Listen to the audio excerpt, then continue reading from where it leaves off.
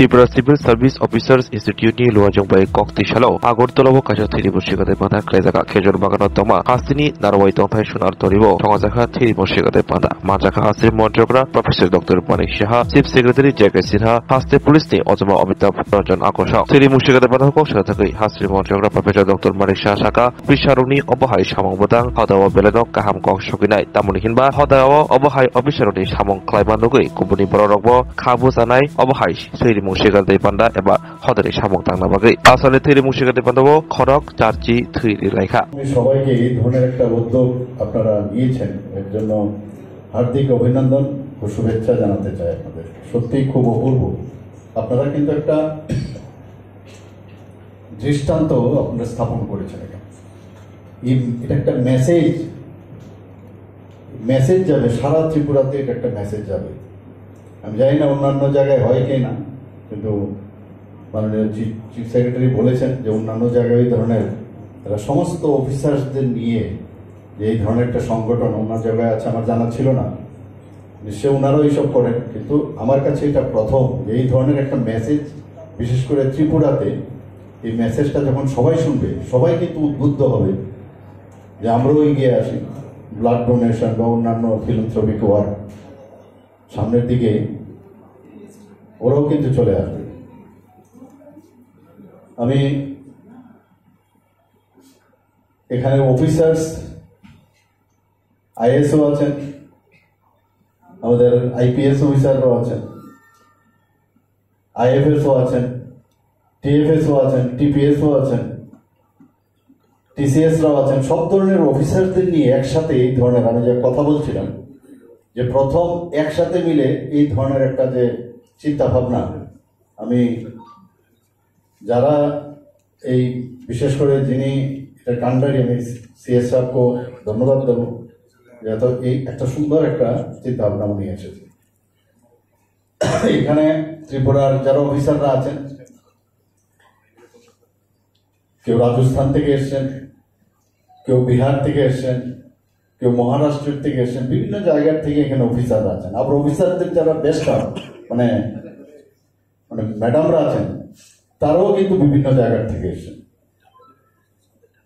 তো আমি সব জায়গায় বলি যে রক্তের কোনো ধর্ম নেই তো এই ধরনের কসমোপলিটন একটা জায়গার মধ্যে বিভিন্ন ধর্মের লোকও এখানে আছেন হিন্দুও আছেন খ্রিস্টানও আছেন মুসলিমও আছেন এখানে আমাদের অফিসারদের মধ্যে কিন্তু আজকে এখানে কিন্তু মানে আমরা ইউনিটি ডাইভার্সিটির একটা নিদর্শনও কিন্তু আপনারা এখানে দেখেছেন যে সব ধরনের লোকের একটাই ধর্ম আমরা সবাই এক আমরা মানুষ সেটাও কিন্তু আজকে এখানে প্রতিফলিত হচ্ছে রক্তের কোনো ধর্ম হয় না আমরা সবাই জানি তো খুব ভালো লাগছে এবং এই ধরনের যেটা সে সাহেব বলেছেন যে বিভিন্ন জায়গায় মানে বিল্ডিং বড় বড় বিল্ডিং হয়েছে আমি জানি না এই ধরনের ওনার কোনো পরিকল্পনা আছে কিনা হয়তো ভাই এটা একটু ইঙ্গিত দেওয়ার চেষ্টা করেছেন যে ত্রিপুরাতেও যদি এই ধরনের কিছু করা যায় আমি জানি না তো দেখবো আমরা এই ধরনের যদি হয়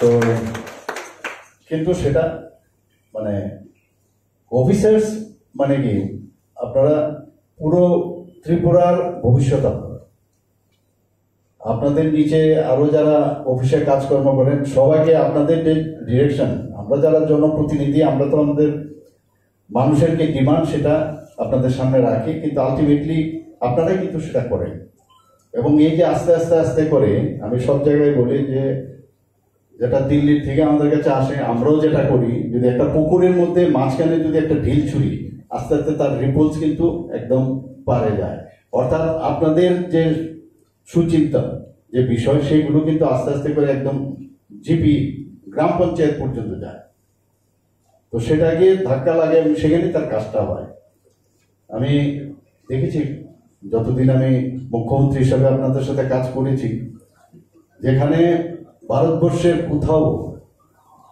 এই অফিস হয়নি ত্রিপুরাতে সমস্ত খুব অল্প সময়ের মধ্যে আমাদের যে ক্যাবিনেট থেকে শুরু করে স্টেট অফিস থেকে ডিস্ট্রিক্ট থেকে শুরু করে আমাদের সাব ডিভিশনাল থেকে আরম্ভ করে সব জায়গায় এখন ত্রিস্তরীয় পঞ্চায়েত ই অফিস করেছে আপনারাই করেছেন সেটা আর কোথাও হয়নি আমাদের যখন কাজগুলো উঠে আসে আমরাও তখন সারা ভারতবর্ষকে, বিশেষ করে মাননীয় প্রধানমন্ত্রীজিকে এইগুলো আমরা সামনে বলতে খুব গর্ববোধ করি যে না, আমরা ত্রিপুরাতে আমরা এই কাজটা করছি। এখানে আমি আশা করি এসএইচজি গ্রুপের সাথেও যারা ম্যাডামরা আছেন তারা কাজ করছেন, আরো কিছু ইনোভেটিভ কিছু করা যায় কিনা। এবং সেটা কারণ আপনারা ক্রিম অফ দ্য সোসাইটি, আপনারা যে কাজটা দায়িত্ব নিয়ে করতে পারবেন সেটা অনেকের পক্ষে সেটা সম্ভব না। একদম পিকে আছেন আপনাদের অফিসে, তো সেই জায়গার মধ্যে অনেকে আপনাদের উপর বিশ্বাসও করবে যে না, আমি যে কাজটা বলছি সেটা হবে, এবং মানুষ সেই বিশ্বাসটা আপনাদের মধ্যে আনবে। যেটা একটু আগে বলা হলো যে বিহারের একজন অফিসার ছিল, উনি পড়াতে যান, নিশ্চয়ই অফিসের মাঝখানে কোনো একটা সময় করে নিশ্চয়ই যান। এইগুলো একটা দৃষ্টান্ত এখনো মনে রাখছে। এখানে যারা অফিসাররা আছেন, আমি বলবো এরকম কাজ আপনারা এখানে করে যান, সবাই যেন মনে রাখে মানুষ। আমরা ভাবি যে এক্ষণে মানে এখন আমি যে অবস্থা আছে এই কাজটা করে চলে যায়, বাস হয়ে গেল, এটা যেন না হয়। আপনারা এখন যে জায়গায় আছেন সেটা একমাত্র কিন্তু আপনার চেষ্টার মাধ্যমে আপনারা এই জায়গায় এসছেন, কিন্তু সব কিন্তু ভগবানই কিন্তু তৈরি করে, আপনাকে সুযোগ দিয়েছে কাজ করার, এবং সেই সুযোগের সৎ ব্যবহার করা। আমার এখনো মনে আছে তৎকালীন সময় চিফ ইঞ্জিনিয়ার ত্রিপুরাতে 60-র দশকে 60-এর দশকে এখানে চিফ ইঞ্জিনিয়ার বেদাগিরি করে একজন ইঞ্জিনিয়ার এসেছিল। এখন আমার নাম মনে আছে যে এক বেদাগিরি সমস্ত ত্রিপুরাতে যত উন্নয়নমূলক কাজ, তো এরকম কাজ এক একজন ব্যক্তি আপনারা হাতের কলমের খুঁচায় অনেক কিছু হয়। এবং আমরাও চাই যে এক ত্রিপুরা শ্রেষ্ঠ ত্রিপুরা, আমরা যেটা স্লোগান সেটা হোক। বিভিন্ন জায়গায় করাপশনের কোনো স্থান নেই, করাপশন যাতে না হয় সেই দিকে নজর রাখে।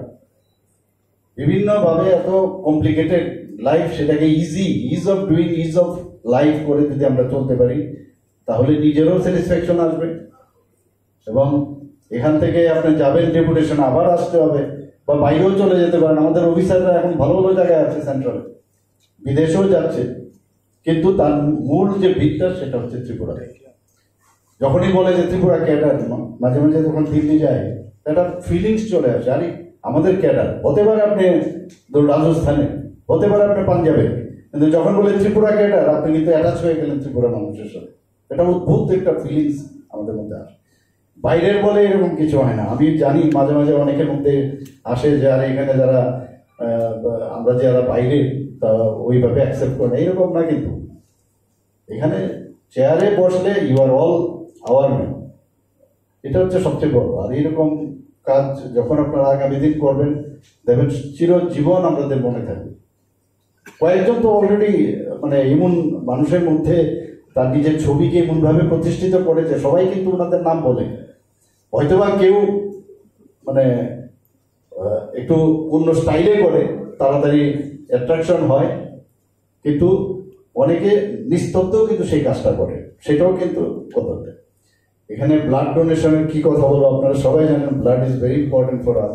আমাদের এখানে অনেক ধরনের ডোনেশন হয়, কিন্তু যত ডোনেশন আছে তার মধ্যে ব্লাড ডোনেশন হচ্ছে একদম পিকে, এর উপর আর কিছু হয় না।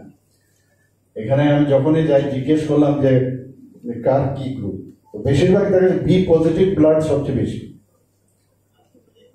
কিন্তু আমরা খুঁজি ও নেগেটিভ ব্লাড আছে কিনা। আছে ব্লাড ব্যাংকে, আপনারা জানেন যে আমাদের 14টার মতো ব্লাড ব্যাংক আছে, 12টা আমাদের সরকারি আর 2টো বেসরকারি, 7টা সেপারেশন সেন্টার আছে। তো সেই জায়গার মধ্যে দাঁড়িয়ে আমরা ব্লাড ব্যাংকে যদি ব্লাড থাকে তাহলে ডাক্তারবাবুদেরও সুবিধা হয়। 8 রকমের ব্লাড গ্রুপ আছে, আমরা ভাবে 4 গ্রুপ, কিন্তু যখনই আপনি 4 গ্রুপের মধ্যে RH নেগেটিভ লাগাবেন তাহলে 8 গ্রুপ হয়ে যায় আমাদের। তো সেখানে নেগেটিভ ব্লাড টোটাল যে আমাদের পপুলেশন তার মধ্যে মাত্র 15%, এবং 1% কত ব্লাড দরকার একটা ব্লাড ব্যাংকে, 1% অফ দ্য পপুলেশন। অর্থাৎ এখানে যদি 40 লাখ পপুলেশন হয়, আমাদের 40,000 মিনিমাম 40,000 ইউনিট আমাদের ব্লাড ব্যাংকে থাকা দরকার। এই যে সমতা, ব্যালেন্সও রাখতে হবে। এখানে যারা আমরা সবাই জানি যে পুরুষদের পার কেজি যদি আমরা ওয়েট আমরা চিন্তা করি, সেখানে 26 ml আমাদের উদ্বৃত্ত, মহিলাদের বেলায় 16 ml, আর আমাদের 300 থেকে 350 50 ml আমাদের ডোনেট করতে হয়। তাহলে খুবই যেটা অ্যাক্সেস থাকে তার একটা মানে সামান্য অংশ খালি ডোনেট করা, আদারওয়াইজ তো এই রক্ত যেমন আর বেশি তো শরীরের মধ্যে 3 মাস পর পর এমনিতেই নষ্ট হয়ে যায়। যে আপনারা কিন্তু একটা মেসেজ দিচ্ছেন মানুষকে যে আমরা অফিসাররা, সমস্ত ত্রিপুরার সমস্ত অফিসাররা আজকে ব্লাড ডোনেট করছে, সেটা সমাজের এটা কিন্তু সাংঘাতিক ভালোভাবে মানুষ নেবে। যারা এখনো সবল সুস্থ ভালো দেয় মানে ওদের হেলদি, অনেকে কিন্তু আসে না। নিজের বাড়ির মধ্যেও যদি আমরা দেখি কতজন যায়, তাহলে এত সমস্যা কেন? ব্লাড বারবার এখানে ব্লাড ডোনেশনের ইয়ে করতে হয়। মানুষ ইচ্ছাকৃতভাবে যখন ব্লাড দেবে তাহলে কিন্তু আমাদের যে এই যে গ্যাপটা হয় সমস্যা। আবার বেশি ব্লাড দিলে সমস্যা, কারণ ব্লাডও আবার স্টোর করে রাখা যায় না। আপনি যদি স্টোর রাখেন সেটা আবার নষ্ট, যদি ইউজ না হয় সেটা নষ্ট হয়ে যায়। তো এই যে রক্ত সঞ্চালন যে পরিষদ আছে তারাই এগুলো মনিটর করে। আপনারা সবাই জানেন, আপনারা অফিসাররা আছেন সবাই, নিশ্চয়ই হেলথ ডিপার্টমেন্টও কাজ করেছেন। এই যে ব্যালেন্স করে চলা, জীবনের ক্ষেত্রেও কিন্তু ব্যালেন্স করেই চলা। একটা আমি সবসময় বলি যে জীবন অনেকটা বাইসাইকেল যে চালায়, বাইসাইকেল গাড়ি না, বাইসাইকেল মানে ব্যালেন্স করে যদি যান তাহলে সাইকেলটা সামনের দিকে যাবে, একটু এদিক সেদিকে হলে কিন্তু পড়ে যাবে। তো জীবনটাও সেইভাবে ব্যালেন্স করে সমাজকে পরিবর্তন করি। আজকে সত্যিই আমি লেডিস যারা এখানে আছেন তাদেরকে আমি ধন্যবাদ দেবো, এত সুন্দর একটা আপনারা একটা চিন্তা আপনারা করেছেন। এবং যারা এখানে ব্লাড আজকে ডোনেট করছেন তাদেরকে আমি অসংখ্য ধন্যবাদ জানিয়ে আমি আমার বক্তব্য শেষ করছি। আশা করি আগামী দিনে অন্য আরো কিছু প্রোগ্রাম আপনারা করবেন, সেই প্রোগ্রামে আমি আসবো। धन्यवाद। सीएसवाई बैनर के तहत ऑर्गेनाइज किया है और कभी कभी हमें बहुत ही फक्र होता है कि ये जो हमारी बहनें हैं हमारे घर का तो ध्यान रखते ही हैं, बहुत से लोग हॉस्पिटल्स में विभिन्न कार्यालयों में अपना काम भी देखते हैं और जो इस तरह की सामाजिक आकांक्षाएं समाज की होती है उसको भी पूरा करने में वो पूरा योगदान देती है। जैसा कि अभी डीएम साहब ने बताया कि सीएसवाई के बैनर के तहत old age home, self help group एवं अन्य बहुत सारे कार्यक्रम किए गए हैं और इसका पूरा श्रेय सीएसवाई से जुड़ी हुई जितने भी महिलाएं हैं उन्होंने किया है। मैं थोड़ा सा बताना चाहता हूँ कि ये जो सीएसवाई का कॉन्सेप्ट है, सिविल सर्विसेज ऑफिसर्स इंस्टीट्यूट, ये दिल्ली एवं भारत के सभी राज्यों में है, जहाँ पर जितने भी ऑफिसर्स हैं उनके फैमिली मेम्बर्स हैं, जा कर के इंटरेक्ट करते हैं, बहुत सारे कल्चरल प्रोग्राम करते हैं और साथ ही साथ जो कुछ भी समाज में घटित हो रहा है उसके प्रति भी सेंसिटिव रहते हुए जो भी अपना योगदान है वो देते हैं। और दिल्ली में तो खास करके सिविल सर्विसेज ऑफिसर्स इंस्टीट्यूट इतना बड़ा रूप ले लिया है कि वहाँ 2 बड़ी बड़ी बिल्डिंग्स भी कम पड़ रही हैं और अभी वहाँ तीसरी बिल्डिंग बनाने की मुहिम जारी है और उसमें गवर्नमेंट ऑफ इंडिया काफ़ी सहयोग दे रहा है। उसी तरीके से यदि हम पूर्वोत्तर भारत में लें तो गुवाहाटी में अवस्थित सिविल सर्विसेज ऑफिसर्स इंस्टीट्यूट अपने आप में एक बहुत बड़ा बेंचमार्क है। अभी 2022 में जो एनईसी प्लेनरी मीटिंग हुआ था सिविल सर्विसेज ऑफिसर्स इंस्टीट्यूट में ही हुआ था, अभी कुछ ही दिनों बाद हमारे यहाँ भी एनईसी प्लेनरी मीटिंग होने जा रहा है। तो ये हम लोगों का एक एस्पिरेशन होगा कि हम इन तरह की संस्थाओं को अपने राज्य में भी विकसित करें, जिससे कि अन्य राज्यों की तरह इस तरह के प्रोग्राम ऑर्गेनाइज करने की कैपेसिटी रखते हैं। और मुझे बहुत ही फक्र होता है कि सभी officers IAS, IPS, IFS, TCS, TPS, TFS सभी ऑफिसर्स, उनकी फैमिलीज, CSY का जो 1-2 कमरा है, उन 2 छोटे कमरों में जा कर के अपना जो कल्चरल प्रोग्राम है वो तो करते ही हैं, और इस तरह के सामाजिक मुद्दों पर भी चर्चा करते हैं। और चर्चा ही नहीं करते हैं, चर्चा करने के बाद उसमें क्या काम करना है उसके लिए भी अपना कदम आगे बढ़ाते हैं। CS सर का जहाँ घर है उसके पास एक छोटे से क्वार्टर में अभी भी स्टैब्लिश है सर। एक फैमिली है जो उसमें अपने छोटे फंक्शंस करते हैं सर हम लोग, और साथ में कोशिश करते हैं कि समाज को भी कुछ रिटर्न में दिया जाए। इसमें कई सर हम लोगों ने इनिशिएटिव लिए हैं, खासकर हम लोग ओल्ड एज होम्स और जो अनाथ बच्चे हैं सर उनके साथ हम लोग इंटरेक्ट करते हैं। जो एडमिनिस्ट्रेटिव उनकी समस्याएं होती हैं वो हमारी लेडीज के माध्यम से उनको दूर करने की कोशिश करते हैं। साथ ही साथ सेल्फ हेल्प ग्रुप के साथ भी काम कर रहे हैं। प्रशांत नेगी जी के इनिशिएटिव पे सर हम एक DM ऑफिस के पास ही एक रेंट फ्री उनको एक स्टॉल भी देने की कोशिश कर रहे हैं। बाकी फील्ड लेवल पे भी हम लोग सर मार्केटिंग अथवा कैपेसिटी बिल्डिंग में SHGs के साथ काम करते हैं।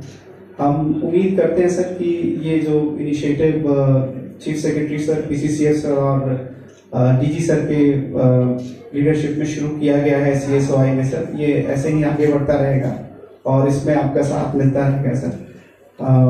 मैं उम्मीद करता हूं सर कि इसमें हम आपको हर तरफ से सरकार को भी और समाज को भी ऐसे ही सपोर्ट करते हैं। Thank you.